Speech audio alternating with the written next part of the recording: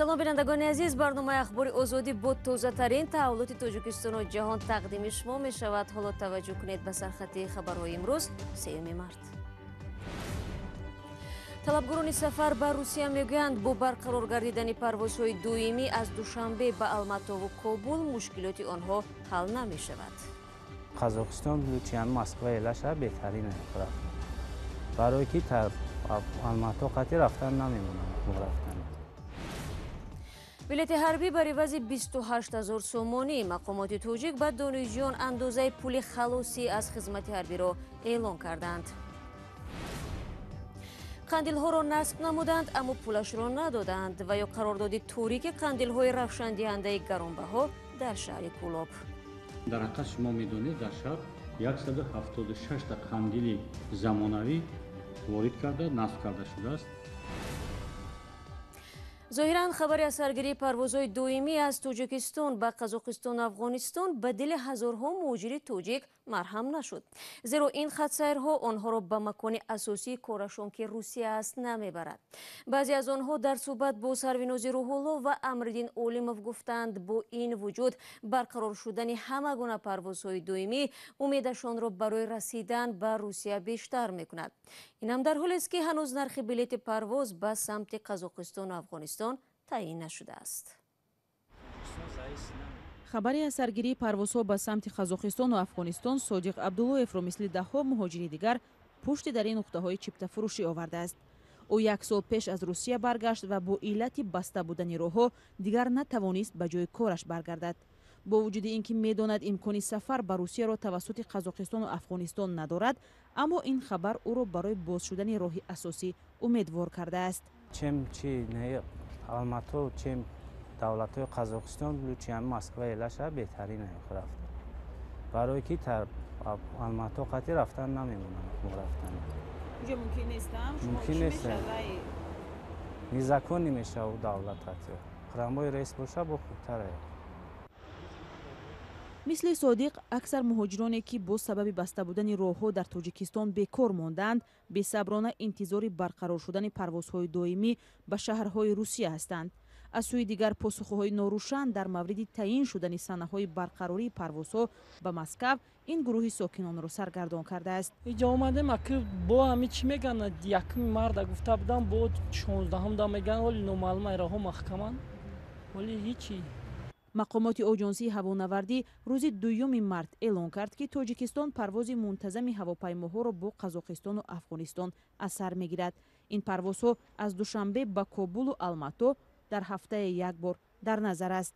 дар ин хиёбони Душанбе ки бештар аз 20 нуқтаи фурӯши чиптаҳои ҳавопаймо мавҷуд аст, аксар аз масъулини ин дуконҳо ба мо гуфтанд, ки ҳанӯз ба фурӯши чиптаҳо ба самти Қазоқистон ва Афғонистон шурӯъ накарданд ва онҳо таъкид карданд, ки чиптаҳо ба ин масир аз сӯи худи ширкатҳои ҳавопаймоӣ аз ҷумла Somon Air ва Air Astana ки ба самти Қазоқистон парвоз мекунанд фурӯхта мешавад ва ҳамчунин чиптаҳое ки ба самти Кобул парвоз анҷом мешавад аз сӯи ширкати ҳавопаймоии Комер анҷом хоҳад шуд ва ҳамин тавр онҳо нагуфтанд, ки кай фурӯши чиптаҳоро ба ин ду самт шурӯъ мекунанд.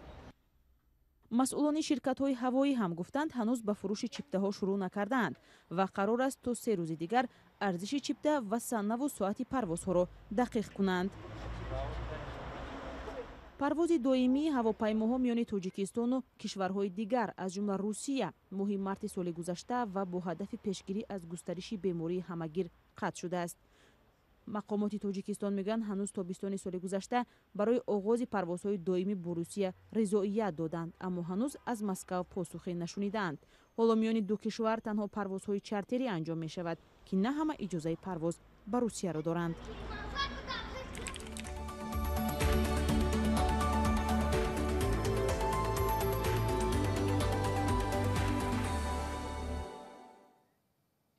ҳамон гуна ки дар боло гуфтем ба зудӣ аз тоҷикистон тариқи парвози доимӣ метавон ба афғонистон сафар кард. онҳое ки нияти рафтан ба ин кишварро доранд бояд эҳтиёткор бошанд, зеро афғонистон бо нооромиҳо рӯбарӯ аст. имрӯз як профессори донишгоҳи Кобул аз тири афроди номаълум кушта шуд. сухангӯи полиси Кобул гуфт ки устоди донишгоҳ дар роҳ ба масҷид барои намозхонӣ буд ки ҳадафи ҳамлагарон қарор гирифт. як рӯз пеш аз ин се ҷавонзани корманди телевизиони ҷалолобод низ ба қатл расиданд. идома дар гузориши Мирзонабии Холиқзод.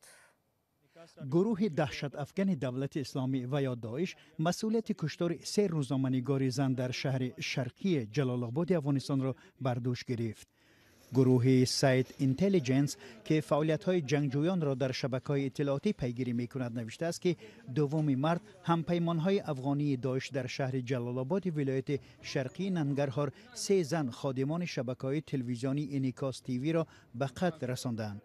ба қавли маъмурияти Инъикос ТВ онҳо хонумҳои аз 18 то 20 сола буда аснои бозгашт аз кор ба хона ҳадафи тир қарор гирифтаанд.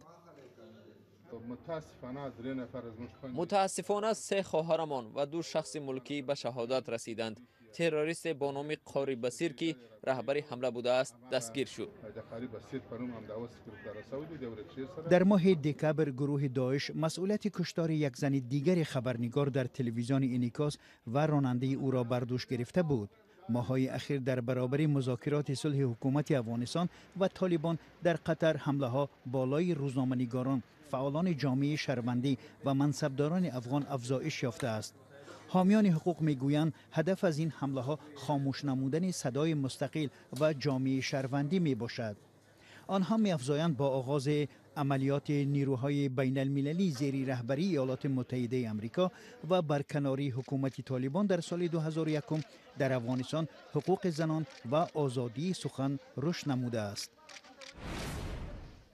бармегардем ба хабарҳои Тоҷикистон. дар Тоҷикистон мақомот ба донишҷӯёни чанде аз донишгоҳҳо андозаи маблағеро ки барои 1 сол хизмат накардан дар артиш бояд пардохт шавад эълон карданд.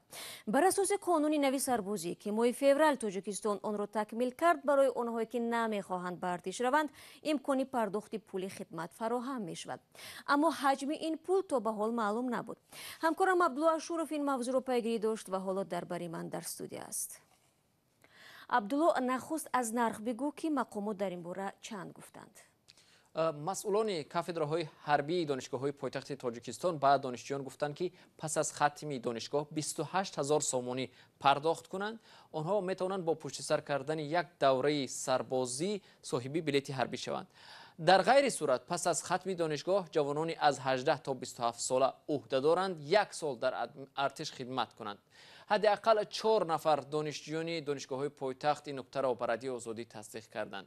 инҷо шаҳло мехоҳам таъкид кунам ки андозаи пулро дар ниҳоят бояд ҳукумати Тоҷикистон бо судури як қарор тасдиқ кунад ки ҳоло тасдиқ нашудааст, ин қарор набаромадааст.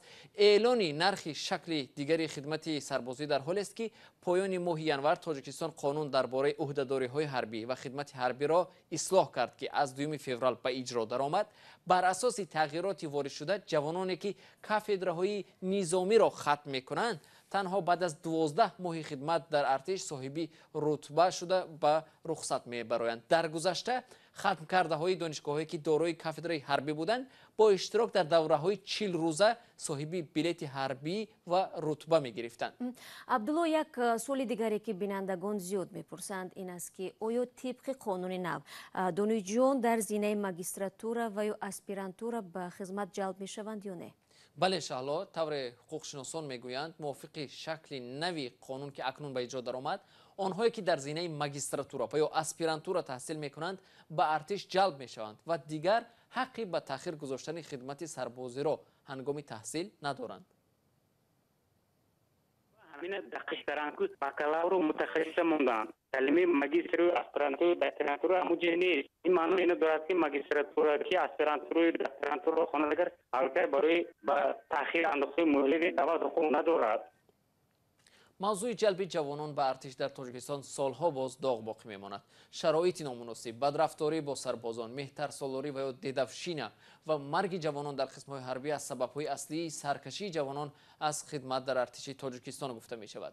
дар тоҷикистон дар ду навбат баҳор ва тирамоҳ ҷавонони синни аз 18 то 27 соларо барои хидмат дар артиш ҷалб мекунанд. ин аст ки ҳамасола даҳҳо ҳолати бозурӣ ва ё аблава бурдани ҷавонон ба артиш расонанӣ мешавад. латукуби сарбозон ва ҳалокати онҳо дар қисмҳои низомӣ низ гоҳо сабт шудааст. созмонҳои ҳомии ҳуқуқи инсон ҳамасола даҳҳо ҳолати латукуби сарбозонро дар қисмҳои ҳарбӣ сабт мекунанд. сипос абдулло барои суҳбат. умедворам бинандагони мо тавонистанд ба баъзи суолҳои худ дар ин мавзӯъ посух бигиранд.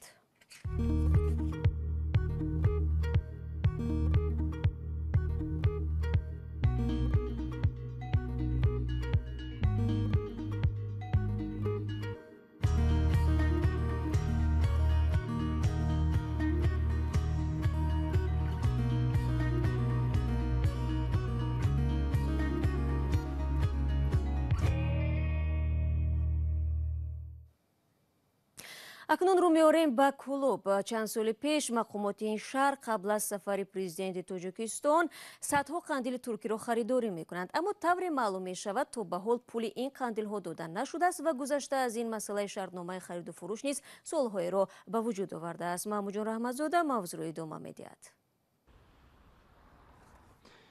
ин қандилҳои туркиро 2 соли пеш ширкати Erta Group Diztekart Ltd дар шаҳри Кулоб оварда насб карда буд. маблағи ин қандилҳо 3 млн 847 500 сомониро ташкил медиҳад. ҳатто боҷи гумрукӣ ин қандилҳо то ҳол пардохт нашудааст. пардохт нашудани пули қандил ва боҷи гумрукӣ пои ҳукумати шаҳри Кулобро ба додгоҳи иқтисодии вилояти Хатлон кашондааст. ҳоло мақомот дар Кулоб барои пардохти пули ин қандилҳо оҷиз монданд. дар раёсати молияи Кулоб гуфтанд рӯзе нест ки ширкати туркӣ барои гирифтани пулаш ба онҳо мактуб ва муроҷиат накунад. تو دیرم 3 میلیون 800 قبول رفتی سر هر روز بودم مکتوب بگیرم سودی سودی دادگی او کیون سودی سودی دادگی حکومت شهر سودی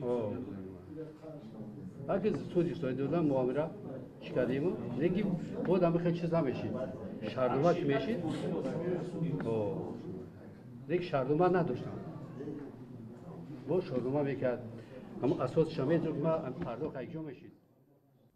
аммо Эрдоган Ферҳад, раҳбари ширкати Erta Group Diztekart Ltd дар як номаи худ ба Абдуҷаббор Раҳмонзода, ёрдамчии президент ва Қурбон Ҳакимзода, раиси вилояти Хатлон навиштааст ки ӯ ба идораи сохтмонии асосии шаҳр шартнома дорад.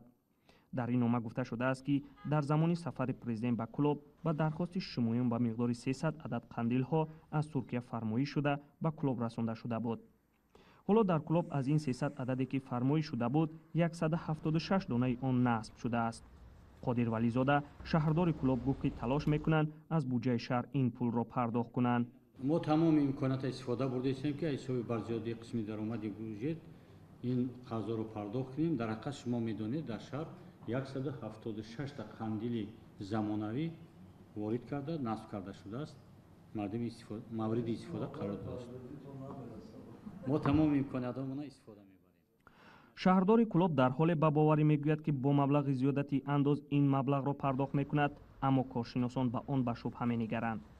дар ҳоле ки ҳукумати шаҳр ё ки ҳукумати ноя наметавонад қудрати надорад маоши омӯзгорон ё дигар идораҳоро сари вақт пардохт кунад, чӣ зарурат дорад харидори ҳамин гуна таҷҳизотое ки на он қадар муддати тӯлонӣ мисол истифода мешавад. ҳоло баҳс на танҳо дар пардохт нашудани пул сари қандилҳост, балки дар боҷи гумрукӣ он ҳам меравад.